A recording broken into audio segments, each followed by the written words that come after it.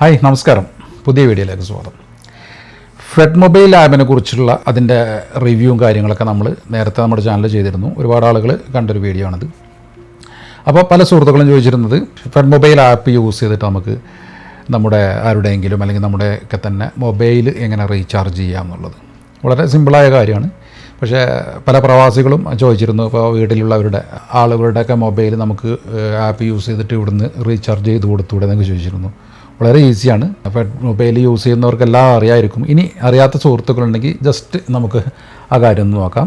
നിങ്ങൾ ഫെഡ്മൊബൈൽ ആപ്പ് എങ്ങനെ ഇൻസ്റ്റാൾ ചെയ്ത് യൂസ് ചെയ്യുക എന്നുള്ളതൊക്കെ നമ്മൾ നേരത്തെ ചെയ്തിട്ടുണ്ട്. അധികം പ്രവാസികളും തന്നെ ഫെഡറൽ ബാങ്കിലായിരിക്കും അക്കൗണ്ട് ഉള്ളത്. അതുകൊണ്ട് തന്നെ ഒരുപാട് ആളുകൾ യൂസ് ചെയ്യുന്നൊരു സംഭവമാണ് ഫെഡ്മൊബൈൽ എന്നുള്ളത്.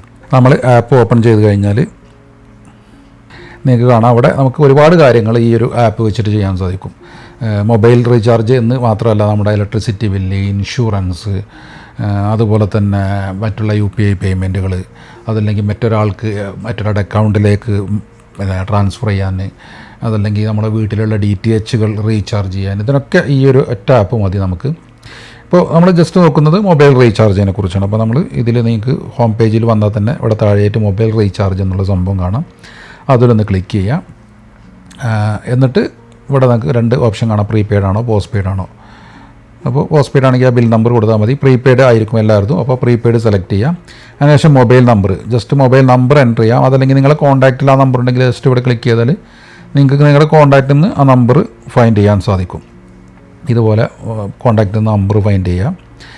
അതിനുശേഷം നിങ്ങൾക്ക് അതിന് താഴെ ഏതാണത് നെറ്റ്വർക്ക് എന്ന് കാണാൻ സാധിക്കും. ഇപ്പോൾ ഞാനിവിടെ സെലക്ട് ചെയ്തൊരു വോഡാഫോണാണ്. ഇനി പോർട്ട് ചെയ്താണെങ്കിൽ ഒരുപക്ഷെ കാണില്ല. അപ്പോൾ നിങ്ങൾ അതൊന്ന് സെലക്ട് ചെയ്ത് കൊടുത്താൽ മതി. അതിന് താഴെയായിട്ട് എമൗണ്ട് എന്നുള്ളതിൻ്റെ അവിടെ നിങ്ങൾക്ക് എമൗണ്ട് എൻ്റർ ചെയ്തിട്ട് അങ്ങനെ റീചാർജ് ചെയ്യാം. അതല്ലെങ്കിൽ ഏതെങ്കിലും പ്ലാനാണ് പർച്ചേസ് ചെയ്യേണ്ടതെന്ന് വെച്ചാൽ നിങ്ങൾ ജസ്റ്റ് പ്ലാൻ എന്നുള്ളതൊന്ന് ക്ലിക്ക് ചെയ്യുക. എന്നിട്ട് നിങ്ങൾക്ക് ഒരുപാട് പ്ലാനുകളിവിടെ കാണാൻ സാധിക്കും. അപ്പോൾ നിങ്ങൾക്ക് അതിൽ നിന്ന് നിങ്ങൾക്ക് കംഫർട്ടായിട്ടുള്ളൊരു പ്ലാൻ ഏതാണെന്ന് വെച്ചാൽ അത് ഇവിടുന്ന് സെലക്ട് ചെയ്യാം. ഫോർ എക്സാമ്പിൾ ഇപ്പോൾ ഞാനിപ്പോൾ ഒരു ചെറിയ പ്ലാൻ ഇവിടുന്ന് സെലക്ട് ചെയ്യാണ്. ഞാനൊരു 50 റുപ്പീസിൻ്റെ പ്ലാൻ സെലക്ട് ചെയ്തു. ജസ്റ്റ് ഒരു എക്സാമ്പിളിന് വേണ്ടി ചെയ്യാണ്. അതിനുശേഷം പ്രൊസീഡ് എന്ന് കൊടുക്കുക. ജസ്റ്റ് കൺഫേം എന്ന് കൊടുത്തു കഴിഞ്ഞ് നമ്മുടെ ഈ ആപ്പ് ലോഗിൻ ചെയ്യാൻ യൂസ് ചെയ്യുന്ന അതേ പാസ്വേഡ് ഒന്നുകൂടെ എൻ്റർ ചെയ്യുക. ഇപ്പോൾ നിങ്ങളുടെ റിക്വസ്റ്റ് അണ്ടർ പ്രോസസ്സ് കാണാം. ട്രാൻസാക്ഷൻ ടാബിൽ അതിൻ്റെ ഡീറ്റെയിൽസ് കാണാൻ സാധിക്കും. ഓക്കെ എന്ന് കൊടുക്കുക. ഇനി നിങ്ങൾക്ക് ജസ്റ്റ് ഇവിടെ ഈ ട്രാൻസാക്ഷൻ എന്നുള്ള അതിൽ പോയി കഴിഞ്ഞാൽ അത് സക്സസ് ആണോ അല്ല എന്ന് ഇവിടെ കാണാൻ സാധിക്കും. അപ്പോൾ നിങ്ങൾക്ക് ഇവിടെ കാണാം ഇത് സക്സസ് ആയി, അതായത് അത് ടോപ്പപ്പ് ആയി കഴിഞ്ഞു എന്നർത്ഥം. അപ്പോൾ വളരെ സിമ്പിളാണ്. അത് കൺഫ്യൂഷൻ ആകേണ്ട കാര്യമൊന്നുമില്ല. നിങ്ങൾ ആരുടേതാണെന്ന് വെച്ചാൽ ഇത് കോൺടാക്റ്റ് നിന്ന് നിങ്ങളിതുപോലെ സെലക്ട് ചെയ്തിട്ട് നിങ്ങൾക്ക് ആവശ്യമില്ല പാക്കേജ് പർച്ചേസ് ചെയ്യാം. അപ്പോൾ ഈ രീതിയിലാണ് മൊബൈലുകൾ റീചാർജ് ചെയ്യുന്നത്. അതേപോലെ തന്നെ ഇതൊരു മെത്തേഡിൽ നിങ്ങൾക്ക് നിങ്ങളുടെ ഇലക്ട്രിസിറ്റി ബില്ല് പേയ്മെൻറ്റ് ചെയ്യാം. ജസ്റ്റ് ഇലക്ട്രിസിറ്റി എന്ന് കൊടുക്കുക. അതിനുശേഷം ഇലക്ട്രിസിറ്റി ഏതാണെന്നുള്ളത് ഇവിടുന്ന് സ്റ്റേറ്റ് നമ്മൾ കേരള എന്ന് സെലക്ട് ചെയ്യുന്നു. സെലക്ട് ബില്ലർ എന്നുള്ളത് നമ്മൾ KSCB എന്ന് സെലക്ട് ചെയ്യുന്നു. അതിനുശേഷം നമ്മുടെ കൺസ്യൂമർ നമ്പർ ഇവിടെ എൻ്റർ ചെയ്യാം. ഞാൻ ഓൾറെഡി എൻ്റെ ബില്ല് പേയ്മെൻറ്റ് ചെയ്തിട്ടുണ്ട്.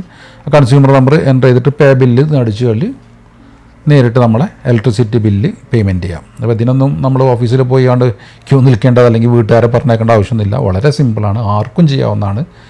ഈ എല്ലാ കാര്യങ്ങളും ഓൺലൈനായ സമയത്ത് നിങ്ങളാരും ഇതിന് കൺഫ്യൂഷൻ ആകേണ്ട ആവശ്യമില്ല. ഒറ്റ ക്ലിക്കിൽ ഈ കാര്യങ്ങളൊക്കെ ചെയ്യാം.